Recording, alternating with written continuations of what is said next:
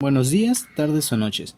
Esta presentación se enfocará en la medición de temperatura, principalmente en los instrumentos que se basan en esto. Comenzando con el termómetro de bulbo. Este es, como lo dice su nombre, un termómetro, el cual principalmente mide la temperatura de un fluido, sustancia u objeto. Su funcionamiento consiste en cuando la temperatura del bulbo cambia. El gas o el líquido en el bulbo se expande. La espiral tiende a desenrollarse moviendo la aguja sobre la escala para indicar la elevación de la temperatura en el bulbo. Cabe mencionar que este tipo de termómetro tiene cuatro clases. La primera basada en termómetros actuados por líquidos, la segunda por los actuados por vapor, la tercera clase por gases y la última actuados por mercurio. En esta parte se puede observar un par de características, pero este termómetro tiene más, como el que se efectúa por convección para gases o líquidos y conducción para líquidos y sólidos. Continuando, pasamos a algunas de sus partes, como las que se observan en la presentación, además de que algunos tienen escala o conversión a señal y un sistema amplificador mecánico. Un claro ejemplo de un termómetro de bulbo es como el que aparece en la imagen. Podría o me atrevería a decir que es uno de los más sencillos que he visto. Continuando con la presentación, pasamos a los termopares, el cual su principal función es la medición de temperatura basados en efectos termoeléctricos. Este es un circuito formado por dos conductores de metales diferentes unidos en sus extremos, entre cuyas uniones existe una diferencia de temperatura, que origina una fuerza electromotriz, la cual es conocida como efecto Seebeck. En esta diapositiva se puede observar algunas características. Cabe mencionar que los termopares básicos, o sea, los tipos J, K, T y E, son más económicos y habituales en aplicaciones industriales. En cambio, los termopares tipo R, S y B, que son termopares nobles, se utilizan sobre todo en la industria de proceso en aplicaciones con elevadas temperaturas. Para terminar este instrumento, pasamos a sus partes principales, las cuales se observan muy bien en la imagen, el cual también es un termopar, donde podemos ver los cables de extensión o compensación. Este también cuenta con una cubierta externa protectora y los conductores diferentes.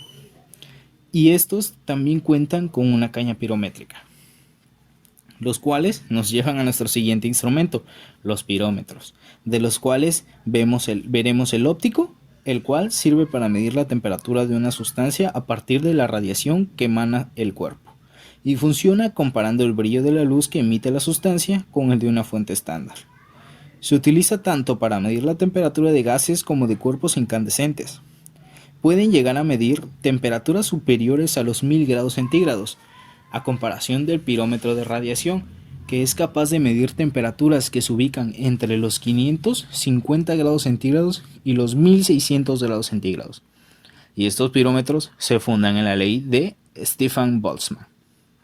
Algunas de sus características se encuentran en la presentación.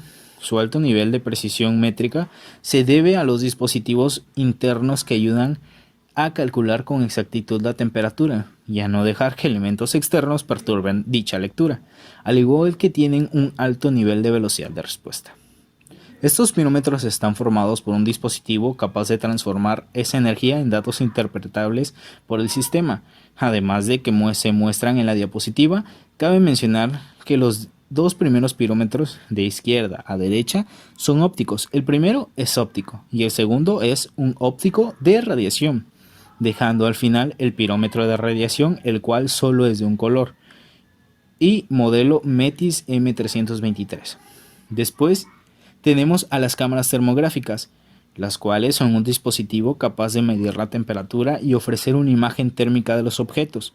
Estas permiten visualizar cómo irradia calor, registrando la temperatura de cada píxel de la imagen y asignando a cada píxel un tono de color. Normalmente las imágenes térmicas muestran las temperaturas más frías en un tono azul, violeta o verde, mientras que las temperaturas más cálidas se les puede asignar un tono rojo, naranja o amarillo. Cabe mencionar que la memoria de estos es robusta, pero es aconsejable que la cámara tenga varios gigabytes de almacenamiento en memoria para mantener una base de datos de imágenes térmicas.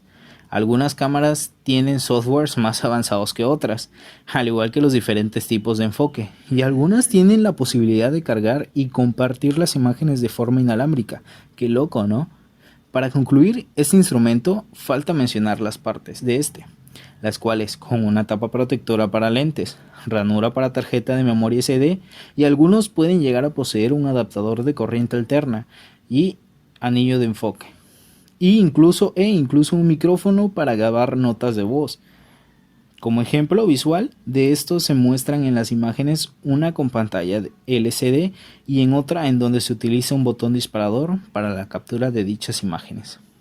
Ahora, para concluir esta exposición, pasamos a los termómetros de resistencia, los cuales son detectores de temperaturas resistivos como función de sensores debido a que materiales conductivos cambian la resistencia encontrando diferentes temperaturas. Sabiendo la relación entre temperatura y resistencia, se puede determinar la temperatura usando la medición de resistencia.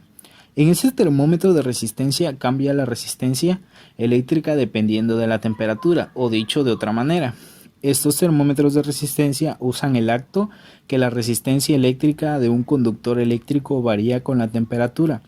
Para así determinar la señal de salida, pasará por la resistencia una corriente de medida constante para medir así el resultado de caída de tensión. Cabe mencionar que una de las características de estos termómetros es que utiliza metales como el platino, cobre, níquel y molibdeno. También tienen un rango amplio de medidas de temperatura, sensibilidad a cambios de temperatura alta, pero su velocidad de reacción puede llegar a ser un poco baja comparada con la de un termopar.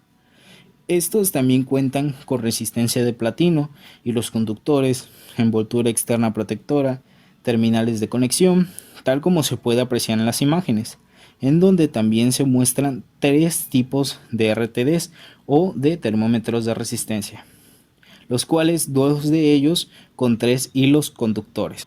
Dicho todo esto anteriormente, podemos llegar a concluir que el campo para medir una propiedad del medio ambiente como lo es la temperatura puede llegar a ser muy amplio y siempre se podrán llegar a descubrir más maneras e instrumentos para realizar esto. Gracias por su atención.